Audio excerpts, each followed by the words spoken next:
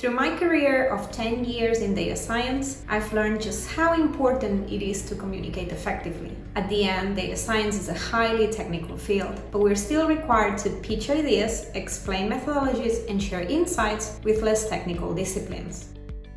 Hey all, my name is Rosa, and I'm an Analytics and Data Science Manager at Zynga. My team and I work closely together with product managers to improve our players' experience and basically make it fun and unique. Today, I'm going to share with you my top 3 tips to communicate effectively cross-discipline as a data analyst. Tip number 1. When pitching an idea, focus on potential. It's impossible to know before actually implementing a model how well it's going to perform or how much impact it will actually have on business KPIs. As scientists, it can be tempting to say we can't know, and that is true.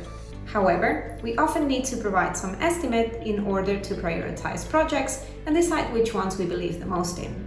In these cases, it's useful to focus on potential. Instead of a definite number, you can provide an estimate for worst case, best case scenario, even if it requires some guesswork. Business units and product managers are used to working with estimates, understanding that once implemented in the real world, these estimates could be proven inaccurate because of multiple reasons. There could be confounding variables we didn't account for, or we could have made incorrect assumptions. This shouldn't be a problem, and it won't be, as long as we understand why and we take these learnings into the next project. Tip number 2. Not all technical details are relevant.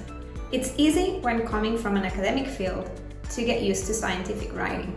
Science needs to be objective, detailed, and reproducible. Processes and results need to be presented in order, so that peers can follow and review the work that has been done. This is still true and important when working for a product, especially when sharing projects within your own team. But if you are presenting to other disciplines, I would encourage you to focus on what's relevant for business decisions. How is the project going to improve the business? What are the main results and takeaways? What have we learned about our players or customers? And what is the plan for the future?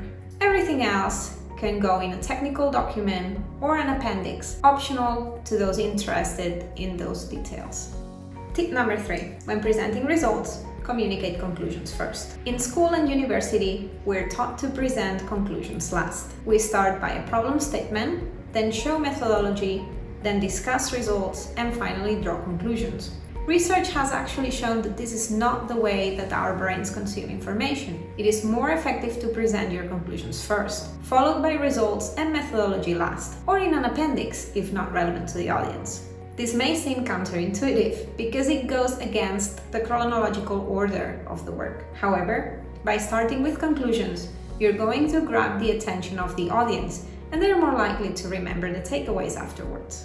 If you're communicating in writing, having conclusions first will also help. Even if not everyone reads the whole document, they will still get those takeaways and conversations will continue to move forward. That is all I have for you today. I hope you have found these tips useful and hopefully they will help you be a more effective communicator in a product environment. I would also love to hear more about your personal experience. We're always looking for talented individuals to join our Zynga Analytics organization. You should definitely apply.